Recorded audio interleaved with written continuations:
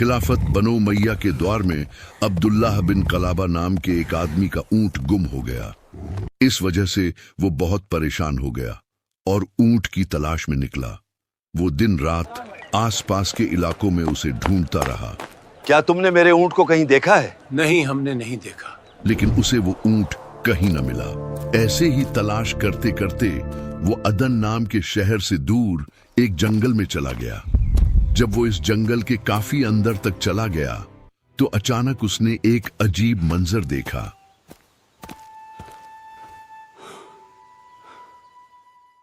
उसे दूर जंगल के बीचों बीच एक शहर नजर आया।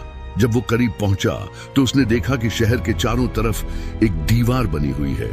शहर के आसपास बहुत सी ऊंची ऊंची खूबसूरत इमारतें बनी हुई हैं और उन इमारतों के ऊपर झंडे लगे हुए हैं। यह देखकर अब्दुल्लाह के दिल में ख्याल आया कि इस शहर के अंदर जाकर पूछता हूं, शायद मुझे यहां अपने ऊंट की कोई खबर मिल जाए। लेकिन जब वो करीब पहुंचा तो वो हैरान रह गया।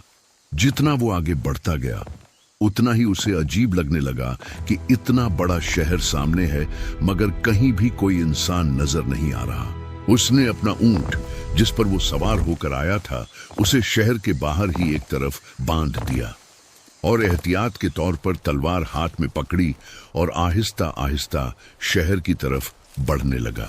जब वो करीब पहुंचा तो उसे दो बहुत बड़े दरवाजे नजर आए। फिर जब वो दरवाजों के करीब गया तो उसके कदम रुक गए और वो हैरानी से उन्हें देखने लगा। वो दरवाजे इतने ऊंचे और इतने बड़े थे कि उसने अपनी पूरी जिंदगी में इतने बड़े दरवाजे नहीं देखे थे। और वो दरवाजे किसी आम लकड़ी के नहीं बल्कि एक कीमती और खुशबूदार लकड़ी के बने हुए थे और उन पर जगह जगह लाल और जर्द याकूत जड़े हुए थे। उन याकूत पत्थरों की रोशनी से पूरा दरवाजा जगमगा रहा था। वो हिम्मत करके अंदर दाखिल हुआ। जैसे ही अंदर कदम रखा तो उसकी आंखें हैरत से खुली की खुली रह गई।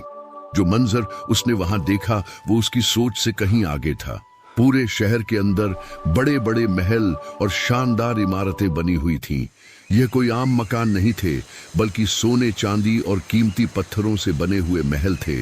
दीवारें खालिस मोतियों से जगमगा रही थीं। याकूत और जुमर्रिद के पत्थरों की चमक चारों तरफ रोशनी फैला रही थी।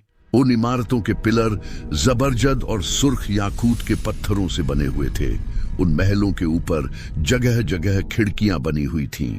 हर खिड़की सोने और चांदी से बनी हुई थी और मोतियों से सजी हुई थी।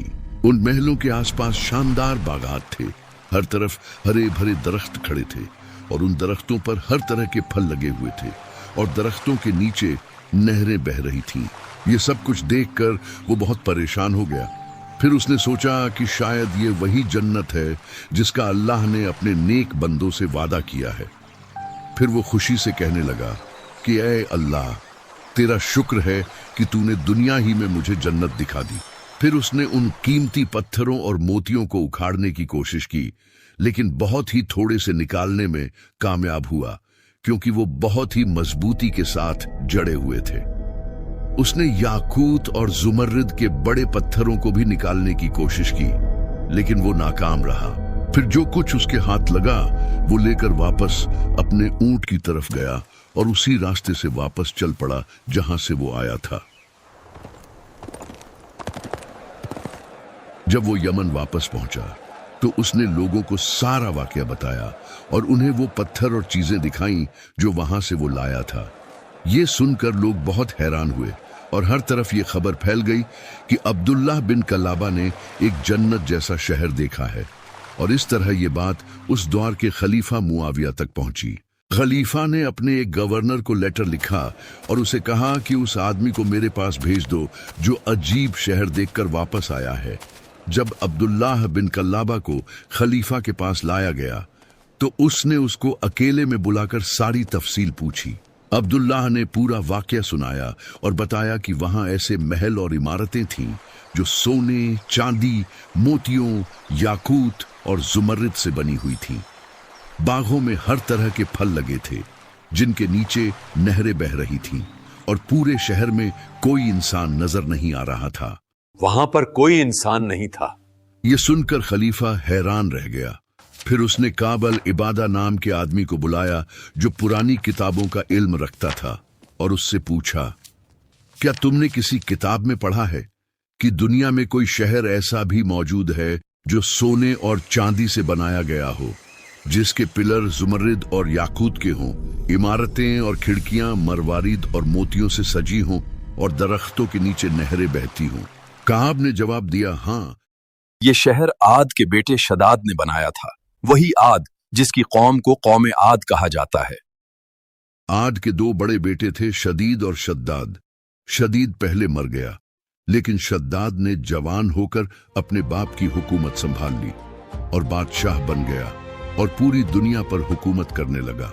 शद्दाद को किताबों और इल्म का बहुत शौक था। वो हर वक्त नए किस्से और कहानियां पढ़ता और सुना करता था। जब वो जन्नत के मंजर की तारीफ सुनता, जिसमें जुमर्रिद और याकूत की इमारतें, मरवारीद से सजे हुए महल और खुशबूदार लकड़ी के फर्श होते हैं, तो उसके दिल में ख्वाहिश पैदा हुई कि दुनिया में भी ऐसा शहर बनाया जाए। शद्दाद ने फैसला किया कि वो अपने ख्वाब का शहर हकीकत में बनाएगा। उसने 100 आदमियों को मुंतखब किया और उन्हें हुक्म दिया कि वो इस शानदार शहर की तामीर करें, और उन 100 में से हर एक आदमी के साथ 1000 मजदूर भी मुकर्रर किए गए ताकि काम जल्दी मुकम्मल हो। शद्दाद ने उन सब से कहा कि एक जंगल में सबसे अच्छी और बेहतरीन जमीन तलाश करो और वहां मेरे लिए ऐसा शहर बनाओ जो सोने, चांदी और कीमती पत्थरों से बना हो। ये हुक्म सुनकर वो लोग हैरान रह गए। उन्होंने सोचा कि इतना ज्यादा सोना, चांदी और इतने कीमती पत्थर कहां से आएंगे। एक आदमी ने हिम्मत करके शद्दाद से पूछा, बादशाह, इतना सोना, चांदी और कीमती पत्थर कहां से आएंगे? बादशाह सलामत, इतना सारा सोना, चांदी और कीमती पत्थर कहां से आएंगे? शद्दाद मुस्कुराकर बोला, शायद तुम नहीं जानते, दुनिया के सारे मुल्क मेरे कब्जे में हैं। हर मुल्क में मेरा बंदा भेजो और वहां के सोने और चांदी के खजानों में से जितना काम आए ले लो। इस तरह वो लोग 10 साल तक हर मुल्क से कीमती सोना, चांदी और कीमती पत्थर जमा करते रहे। फिर अगले 300 साल तक वो शहर बनता रहा। जब शहर की तामीर मुकम्मल हो गई तो लोगों ने शद्दाद को खबर दी कि काम खत्म हो गया है और वो शहर बिल्कुल वैसे ही बन गया है जैसे वो चाहता था। फिर शद्दाद ने हुक्म दिया कि उस शहर के चारों तरफ एक दीवार बना दो ताकि कोई भी आसानी से अंदर ना आ सके, और उस दीवार के चारों तरफ हजारों दरख्त लगाओ ताकि शहर की खूबसूरती और भी बढ़ जाए। लोगों ने शद्दाद के हुक्म के मुताबिक सब कुछ तैयार किया। जब सब काम मुकम्मल हुआ तो उन्होंने दोबारा उसे खबर दी कि हर चीज अपने मकाम पर है और शहर तैयार है। शद्दाद ने फिर हुक्म दिया कि लोगों से कहो, इस शहर की तरफ जाने की तैयारी करें। लोग 10 साल तक सफर के लिए सामान और जरूरी चीजें तैयार करते रहे। फिर शद्दाद अपने लश्कर के साथ रवाना हुआ। रास्ता बहुत लंबा था, लेकिन वो इस जन्नत जैसे शहर को देखने के लिए बहुत बेचैन थे। लेकिन जब वो इस शहर के करीब पहुंचा और सिर्फ एक रात का सफर बाकी था, तो अल्लाह ने आसमान से एक गरजदार आवाज भेजी। ये आवाज सुनकर शद्दाद और उसके तमाम साथी फौरन हलाक हो गए। न वो खुद शहर में दाखिल हो सका और न उसके साथियों में से कोई दाखिल हो सका। फिर काब ने बताया कि मेरे इल्म के मुताबिक नबी अलैहिस्सलाम के जमाने के बाद एक आदमी इस शहर में दाखिल होगा जिसके बाल सुर्ख रंग के होंगे और उसका कद छोटा होगा, और वो अपने ऊंट की तलाश में शद्दाद की इस जन्नत तक जा पहुंचेगा और फिर उसके अंदर दाखिल होगा। जब खलीफा ने अब्दुल्लाह को काब के सामने बुलाया तो काब ने एकदम से कहा, खुदा की कसम, यही वो आदमी है जिसकी निशानियां बताई गई हैं। और इस तरह शद्दाद